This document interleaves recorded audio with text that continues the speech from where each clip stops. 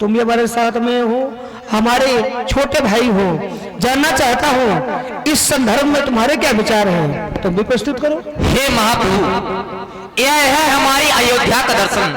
हमारी अयोध्या में जब कोई कार्य किया जाता है, चाहे वह कार्य छोटा हो या बड़ा हो, सभी के विचार विमर्श लिए जाते हैं। तदुपरांत कोई कार्य किया जाता है। और इस लक्ष्मण का ऐसा मानना है, जिस घर में या जिस नगर में सर्वसम्मति से कोई भी कार्य हुआ करता है, वो अवश्य संपन्न हुआ करता है।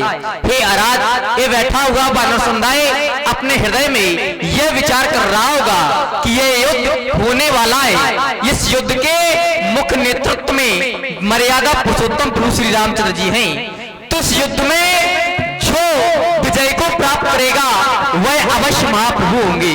किंतु मैं समस्त बैठे हुए वानर समुदाय को सर्वप्रथम यह बताना चाहता हूँ, यह युद्ध प्रभु श्री राम जी और रावण के मध्य नहीं हो रहा है। अब ये सभी लोग अपने हृदय में अब विचार कर रहे होंगे, यदि ये युद्ध प्रभु और रावण के मध्य नहीं हो रहा तो ये युद्ध किसके मध्य हो रहा है? यह युद्ध हो रहा है धर्म और अधर्म के मध्य। यह युद्ध हो रहा है पाप और पुण्य के मध्य। यह युद्ध हो रहा है सत्य और असत्य के मध्य। आज विचार करता हूँ, परहित सरस धर्म नहीं भाई। इस संसार में परहित धर्म का स्वरूप हुआ करता है और परहित लाभ तजय जो देहि संतत संत प्रशंसते ही। उसके संसार में सदा ही प्रशंसा हुआ करती है। विचार करता हूँ, इस संसार में यदि हम धर्म की रक्षा करेंगे तो धर्म हमारी रक्षा करेगा, क्योंकि वेदांत के सिद्धांत के अनुसार धर्मो रक्षता रक्षता, अर्थात यदि धर्म हमारी रक्षा करेगा तो हम धर्म की रक्षा करेंगे। या यूं कह दिया जाए, यदि हम धर्म की रक्षा करेंगे तो हमारी भी रक्षा अपने आप हो जाएगी। हे महाप्रभु, लक्ष्मण का केवल इतना मानना है। मैं ज्यादा कुछ नहीं जानता, केवल इतना जानता हूँ, इस संसार में जो राम का नहीं वो किसी काम का नहीं। मेरा तो एक ही नारा है, एक ही नारा, एक ही नाम, जय श्री राम, जय श्री राम। एक ही नारा, एक ही नाम, जय श्री राम, जय श्री राम। महाप्रभु, हे भाई शीघ्र आज्ञा दो, हम दुष्टों को समझेंगे, हम अन्याय न्याय पर चढ़ाए। ये कैसे होने शंकर आई तोरण मारो तो आई। हे महाप्रभु, आज आपके आदेश की प्रतीक्षा है। ये समस्त बैठा हुआ वानर समुदाय है। आप कह रहे हैं कोई समझौता ऐसा हो जाए, तो मैं कहता हूँ समझौते की अब आवश्यकता नहीं है। मर जाए मिट जाए बदले, अरे दुश्मन को मारे अच्छी जगह लास्ता पे। विचार तुम्हारे बहुत सुंदर हैं लक्ष्मण, लेकिन धैर्य से काम लो। हमने इसीलिए सभी को बुलाया है, तो हम भी अकेले विचार करके निर्णय ले सकते थे, लेकिन सभी को बुलाया गया केवल इसी कारण। श्री विभीषण जी, मैं आपसे भी जानना चाहता हूं, क्योंकि रावण आपका भाई है, हमारे द्वारा युद्ध प्रारंभ किया गया तो हमारी वानर सेना लंका में उत्पात मचाएगी, जनहानि होगी, धनहानि होगी। आपका भाई रावण है, आपको किसी प्रकार का कोई कष्ट तो नहीं है? जानना चाहता हूं, क्योंकि भाई तो भाई होता है, चाहे जितना बड़ा शत्रु हो। हे महाप्रभु, वैसे आपकी ओर से अनेकानेक प्रकार के संधि प्रस्ताव भेजे गए। जैसे सबसे पहले आपने हनुमान को भेजा, सबसे पहले आपने हनुमान को भेजा। हाँ, तो हनुमान ने वहां जाकर के कहा कि विनती करो जोर कर रावण, सुनो मान तज मोर सिखावन। तो हनुमान के द्वारा निवेदन किया गया और लखनलाल जी के द्वारा रावण के पास पत्रिका भेजी गई। रावण कर दीजिए यह पाती, लक्ष्मण बचन बाच कुल घाती। तो निवेदन हुआ हनुमान के द्वारा, आवेदन हुआ लक्ष्मण जी के द्वारा और संवेदन हुआ अंगद जी के द्वारा। अब केवल धनाधन की बात रह गई प्रभु। हाँ, क्योंकि रिप पर कृपा परम कदराई। अवश्य शत्रु पर कृपा करना भी परम कायरता है। इसलिए आप तैयार हो जाएं और लंका पर डंका बजना बहुत जरूरी है ना। आप बहुत जरूरी, आपने बहुत विचार प्रस्तुत किए हैं। हम लंका के राजा रावण पर केवल यही विचार कर रहे थे कि रावण हमारी बात मान जाए, हम कृपा थोड़ी ना कर रहे हैं, कृपा करने योग्य है ही नहीं हूँ। हम तो केवल ये सोच रहे थे शायद बात मान जाए तो दोनों का काम बन जाएगा, अच्छा रहेगा। लेकिन जब नहीं मान रहा है तो सठे साठम समाचार सिद्धांत याद आता है।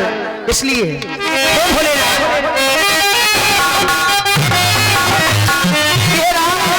आप इसी चरणों में नमन कराए हैं, क्योंकि आज हमें आपकी परम आवश्यकता है।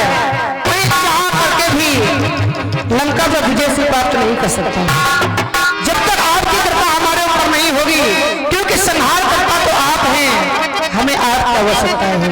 हे भोलेनाथ, रण के देवता त्रिलोचन है, रण के देवता त्रिलोचन है। पहले हम उन्हें बनाएंगे मृत्युंजय का करके आवाहन, तब निश्चल दल पर जय पाएंगे, क्योंकि हम उनके हैं वो मेरे हैं। ये संसार जानता है हम उनके हैं वो मेरे हैं। हम दोनों क्षीर सरकरा हैं, आराध्य देवो या इष्ट देवो मेरे तो भोले बाबा हैं। भोलेनाथ, हे राम,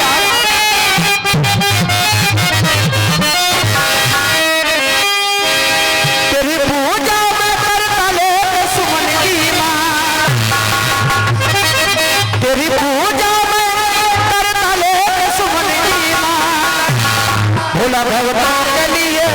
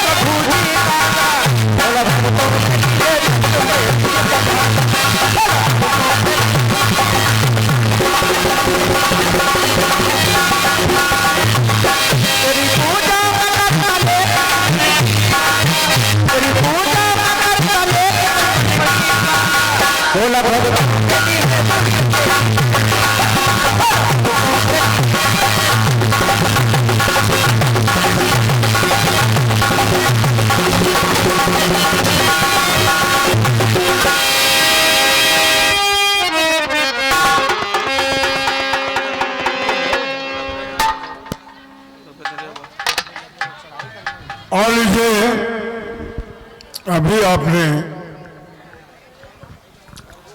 प्रभु राम जी से अपने इष्ट का भजन सुना। इस पर ये 200 मुद्राओं का दान कुंवर अजय प्रताप सिंह जी मूंगफली दाने के बहुत बड़े व्यापारी हैं। और सबसे खुशी की बात और ये बता दूं आप सभी को, क्योंकि यहाँ सब किसान बैठे हैं, अगले सीजन तक आपके आसपास कहीं ना कहीं इनका मिल लगने जा रहा है। अब आपको मूंगफली लेकर इधर उधर भटकने की जरूरत नहीं पड़ेगी। आज इस प्रांगण में पूरा परिवार बैठा है और वो निर्णय करके जाएंगे कि उनको कहाँ अपनी मिल लगानी है। मुझसे चर्चा हुई, मैंने उनसे निवेदन किया कि हम लोग का क्षेत्र प्रसाद क्षेत्र और मूंगफली का बहुत अच्छा उत्पादन आपको मिलेगा, आप यहीं कहीं लगा लें तो ज़्यादा हम लोग को सुविधा हो जाएगी। और उन्होंने सहमति बताई, चुनाव करेंगे वो सारा परिवार बैठ के कि हमको किस रोड पर ये मिल डालनी है। आप सबके आसपास ये मिल पड़ेगी और मूंगफली का अच्छा भाव आपको प्राप्त होगा। ये खुशी की बात है हम सब किसानों के लिए। 200 मुद्राओं का दान दिया है जो अभी शिव भजन प्रस्तुत किया गया। बहुत बहुत धन्यवाद। और 20 मुद्रा भैया नरेश आर्य जी के भांजे नीलेश आर्य जी बरुआ गांव से बता रहे हैं, बहुत बहुत धन्यवाद। 20 मुद्राएं गंगाराम जी अहरवाल जी के धर्मपत्नी जी श्रीमती और रूबी अहरवाल बजरंग मल्ला सजारी बुजुर्ग। 10 मुद्रा मथुरा प्रसाद जी अहरवाल सजारी बुजुर्ग। 10 मुद्रा मथुरा प्रसाद जी के सुपुत्र मुकेश अहरवाल जी सजारी बुजुर्ग। 10 मुद्रा मथुरा प्रसाद जी के दूसरे सुपुत्र राकेश भैया जी सजारी बुजुर्ग। 10 मुद्रा मथुरा प्रसाद जी भैया जी की बड़ी बहुरानी भगवती देवी जी अहरवाल सजारी बुजुर्ग। 10 मुद्राएं मथुरा प्रसाद जी की दूसरी बहुरानी आरती देवी अहरवाल सजारी बुजुर्ग। 10 मुद्राएं मथुरा प्रसाद जी अहरवाल जी के नाती राजा कार्तिक भैया जी सजारी बुजुर्ग। 10 मुद्रा मथुरा प्रसाद जी की नातिन बिटिया रिश्का बिटिया रानी सजारी बुजुर्ग। 10 मुद्राएं मथुरा प्रसाद जी के दूसरी नातिन सृष्टि बिटिया रानी सजारी बुजुर्ग।